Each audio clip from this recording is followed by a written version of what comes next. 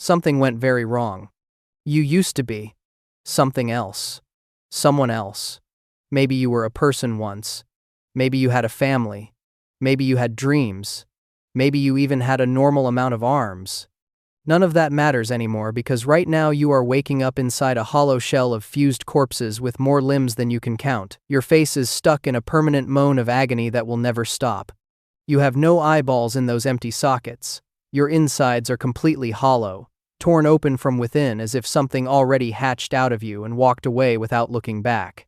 Welcome to existence as a revenant in the lands between. Things are about to get really weird. The first thing you notice is how absolutely wrong everything feels. Your body is basically a nightmare spider made of dead people stitched together by some cosmic mistake. Pale stretched skin covers a twisted frame of grafted limbs that bend in ways they definitely should not bend, moving with a disturbing fluidity that makes no anatomical sense. You have at least 8 arms, maybe more. Counting is hard when half of them are attached to random torsos sprouting from your midsection like unwanted growth. Oh, and there is a crown on your head, tarnished gold sitting crooked on your brow. You have no idea why. You do not feel royal. You feel cursed.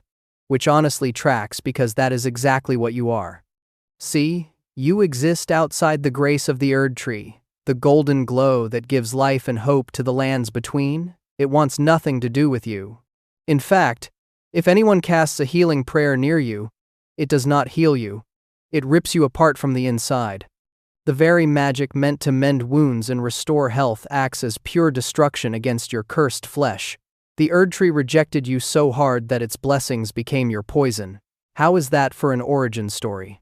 You rise from a pool of shallow water in the ruins of Liurnia. Murky, stagnant, covered in moss. This is your home now. Damp places, dark corners, flooded basements. You cannot stray too far from water because your grotesque body needs the moisture. Sunlight is not your friend.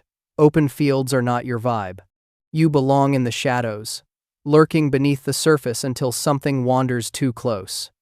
And speaking of things wandering too close, here comes your first meal, a tarnished warrior, all shiny armor and big dreams, picking through the ruins looking for treasure. They have no idea you are here. That is your greatest advantage. You can sink beneath the water, completely invisible, and wait. Patience is not an issue when you exist purely to inflict suffering. The Tarnished steps onto the shallow water right above you. Now, you explode upward from the depths, water spraying everywhere, your many limbs already swinging before you fully surface. The warrior barely has time to scream before you are on them. Slash, slash, slash, slash, slash, slash. Your arms move in a blur of violence, each strike coming from a different angle. There is no rhythm, no pattern, just endless aggression. Your body does not understand the concept of taking turns.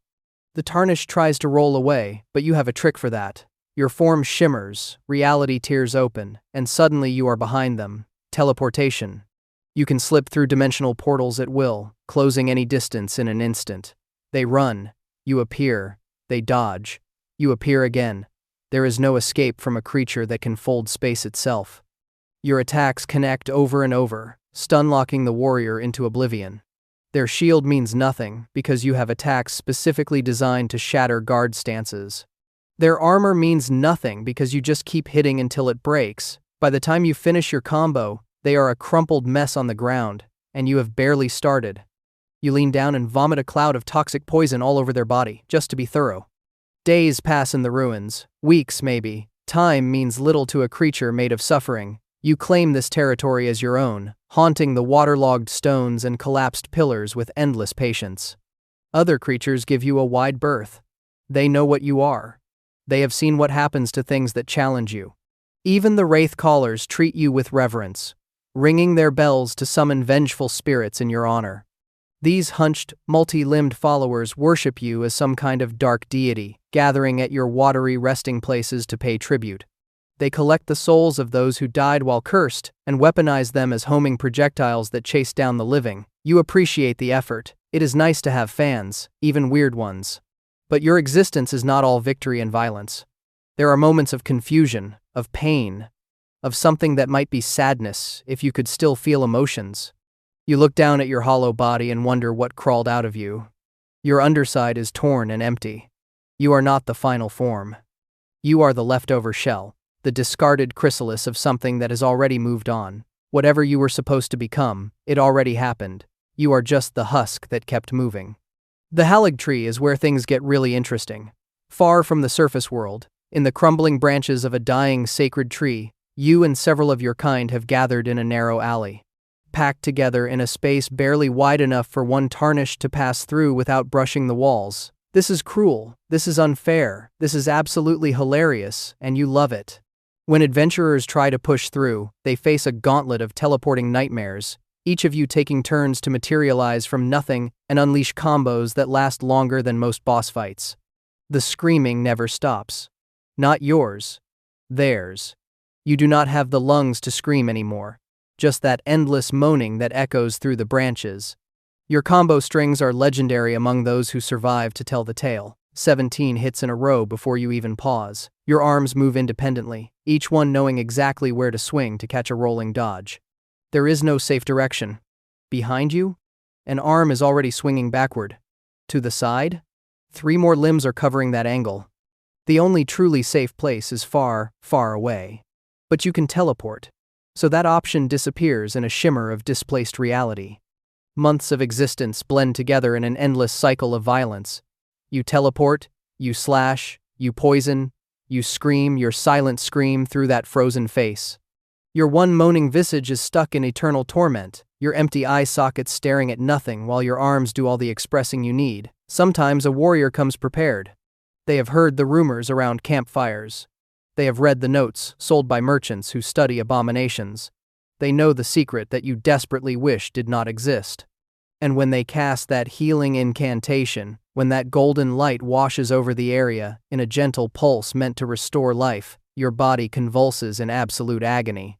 The blessing of the Erdtree tears through your cursed flesh, dealing half your total health in a single pulse. It stuns you completely, breaks your poise, leaves you vulnerable and twitching on the ground. A second cast and you crumble to nothing but dissipating mist. It is a design flaw in your very existence that you cannot escape no matter how hard you try. The one thing that should not hurt you does the most damage of all: healing magic. The gentlest, kindest, most nurturing spells in existence become weapons of mass destruction against your cursed form. Warriors who cannot parry, cannot time a dodge, cannot fight their way out of a paper bag, can simply pray to the Erdtree and watch you die screaming. There is something deeply insulting about being destroyed by a spell meant to kiss wounds better. You respawn in another pool. Always the water, always the darkness, always the waiting. Your territory shifts to the shaded castle now, a fortress dripping with poison and despair. 2 of you patrol these halls together, making the already miserable journey even worse for anyone trying to pass through. Teamwork makes the dream work, especially when the dream involves traumatizing every adventurer who enters your domain. The seasons change in the lands between, though you cannot tell the difference from your flooded basement. Golden Order nights come and go. Demigods rise and fall. The Elden Ring itself gets shattered and reforged multiple times over. None of it affects you. You are outside all of it, cursed to haunt the margins of a world that wants nothing to do with you. Your final days, if you can call them that, arrive without warning. Another Tarnished, another fight, another perfect ambush that should end in your victory. But this one is different. They came ready. Before your first combo even finishes, golden light erupts around them. Heal. Your body seizes. They cast again. Erdtree heal. Your form shudders, limbs going limp. One more prayer and you collapse into the shallow water that birthed you, dissolving back into whatever cursed essence spawned you in the first place. Your crown clinks against the stone floor. Still there. Still unexplained. Somewhere, in the next ruins over, another Revenant rises from the murk. The cycle continues. The lands between keep spinning. And you? You get to do it all over again. Because even death cannot free you from this nightmare. At least you have great cardio. All those arms need serious stamina.